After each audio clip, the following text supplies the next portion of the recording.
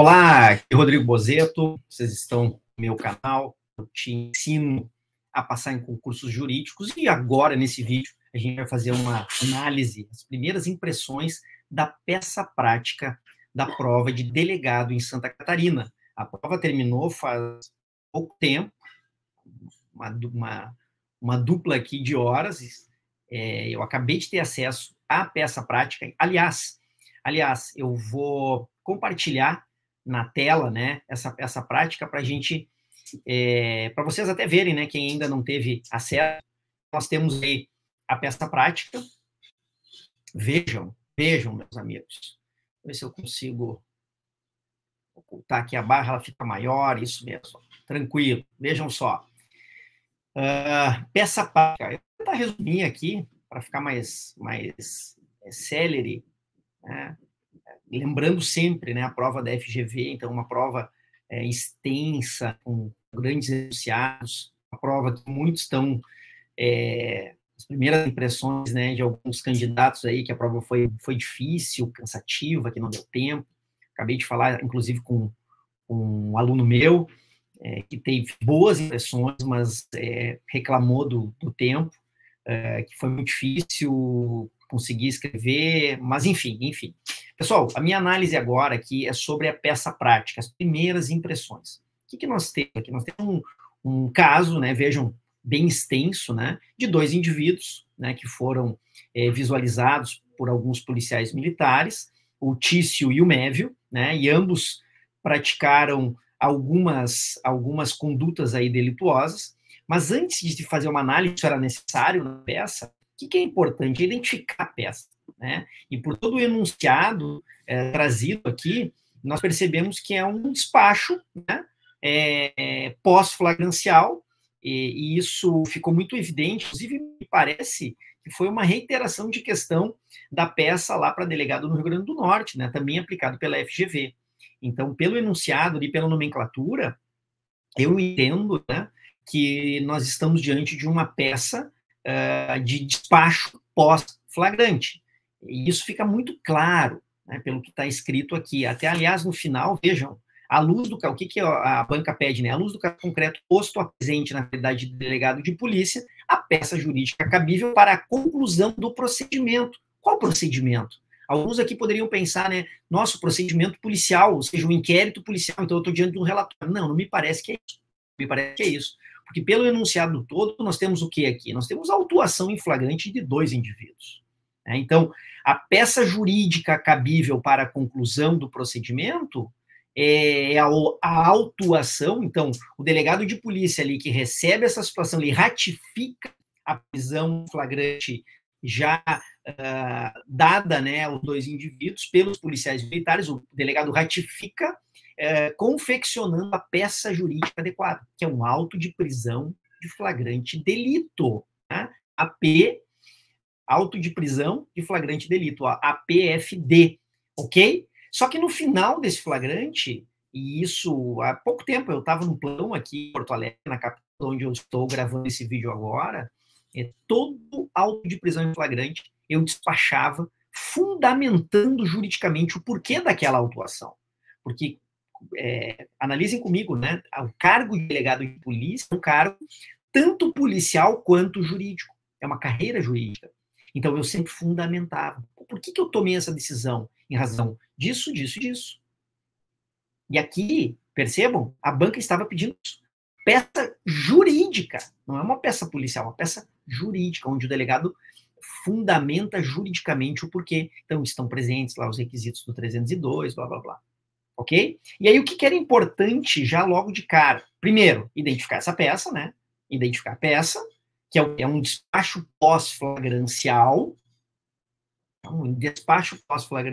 e aí individualizar as condutas dos indivíduos. Afinal de contas, são dois indivíduos, né? O Tício e o Mévio. O que eles praticaram? E aí eu até anotei aqui para não esquecer, né? Pela análise da questão, o Tício cometeu o crime do artigo 33, ou seja, tráfico de drogas, lá da Lei 11.343, e o artigo 35, associação para o tráfico. Estava ali com o Mévio. Eles cometeram, né? Porque o Mévio também comete esses mesmos crimes, artigo 33 e artigo 35.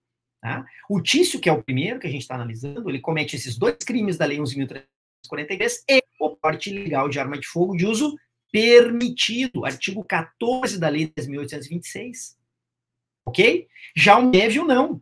O Mévio estava lá com uma pistola 9mm, né, conforme a ação nos faz. Vejam ali, ó. Percebam, ó, o Mévio, maior e capaz, em revista pessoal, o agente da lei localizou um radiocomunicador na frequência do tráfico local, uma pistola calibre 9mm, devidamente municiada, ou seja, ele estava na posse, né, e portando uma arma de fogo de uso restrito, artigo 16 da Lei 10.826. E, além disso, ele praticou a subtração. Nós temos ainda o roubo majorado com o emprego de arma de fogo. Todos esses na modalidade consumada. Perfeito? Então, isso é muito importante. Eu definir qual a peça e a individualização das condutas de cada um dos indivíduos. Depois disso, o que a autoridade policial ali nessa peça jurídica precisa fazer? Qual é a importância, né?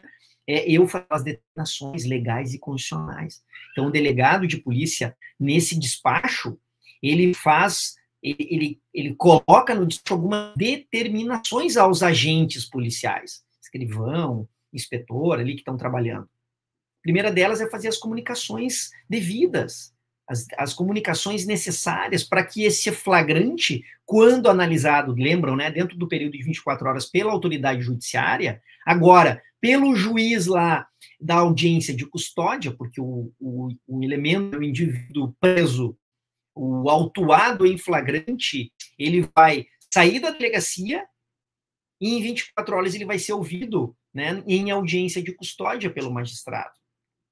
Então, a autoridade policial determina o que é a comunicação do juiz de direito, para o Ministério Público, para os familiares, né, do autuado. Então, o autuado precisa dizer, olha, eu quero que comunique o meu pai, a minha mãe, a minha companheira, alguém que ele indique, perfeito? E, além dessas comunicações, a policial, o delegado de polícia também determina a entrega da nota de culpa para o autuado, no caso, para os autuados, né?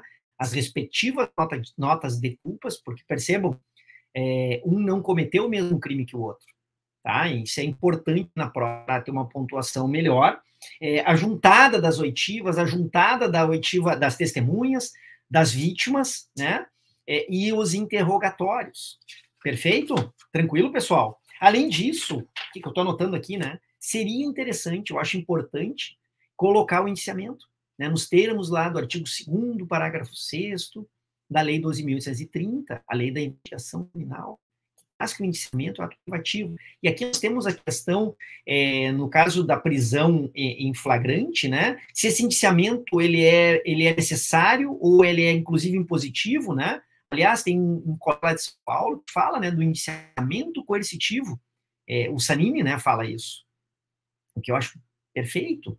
Porque se eu estou autuando em flagrante um determinado indivíduo, é porque se eu estou autuando ele em flagrante, é porque eu já estou apontando ele como responsável por aquele fato. Senão eu não autuaria. Se eu ficasse em dúvida da situação fática trazida para mim, eu não faria ele em flagrante. O que eu faria? Eu faria o registro de uma ocorrência policial, com as respectivas oitivas já, né, já que as partes estão ali, mas determinaria a instauração de inquérito policial por portaria, e não iniciando pela autuação em flagrante, né? Pela autuação do auto de prisão em flagrante. Porque, percebam, nesse caso eu não tenho portaria de instauração. A própria capa, o próprio auto de prisão em flagrante é a peça inaugural, exodial, do inquérito policial que vai ser instaurado.